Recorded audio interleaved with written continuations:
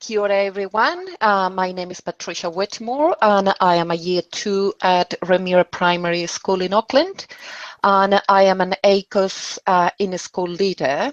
And something people may not know about me was that when I was younger I was a basketball rep in my city. Now, kia ora everyone, I'm Patricia and I am very excited to be here. My presentation is about learning maps in reading and how they affected a group of children's progress in this area.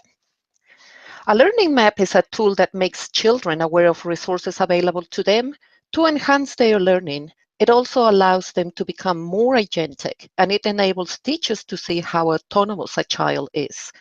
The child draws himself, people, places, and things.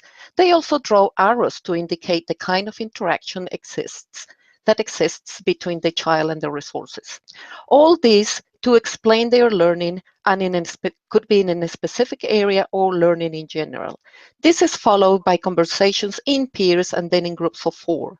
As a result, the child comes up with a goal or a change they want to introduce to their learning. In this case, you can see that goal in the post-it note. My idea was for a small group of children to share their learning resources and ideas during the conversation stage of the creation of their learning maps. I wanted the less successful readers to access the resources and ideas the more successful ones were. All this with the purpose of improving the reading skills of all involved, but especially of the child tracking as below. So I chose one child at each stage of the following levels: below, just at, above. Now, the challenges that I found were: 1, children and I were new to learning maps. 2, learning maps follow only or allow only certain and minimal prompts, so I wasn't able to draw the children's attention to certain resources mentioned by peers. But the big surprise I have was that the child tracking as below was showing more awareness of resources available to her, and she had more access to resources than her peers. She herself was more resourceful. In fact, she mentioned mistakes as things that improve her learning. Now, the impact that in my class, I kept the learning maps concept alive by making teachable moments more explicit. For example, in a conversation about wild animals with a child at above, mentioned that he had read about coyotes in Reading Express.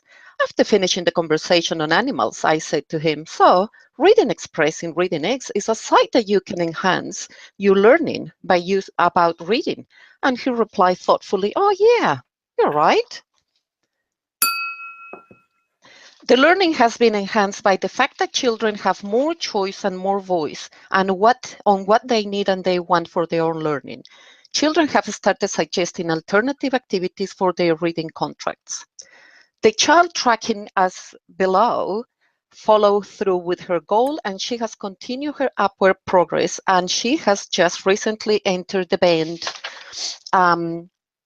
of ed. So can I say that this is due to learning maps? It's hard to say, but it's definitely one building block. Now, what I would say to other teachers, learning maps are versatile tools, and because it's created by your student, their voice is magnified. It certainly makes them aware of the opportunity for autonomy and gives him or her a platform to take the steps towards that autonomy. It sends the message that it's okay to take control for their own learning. Kia ora.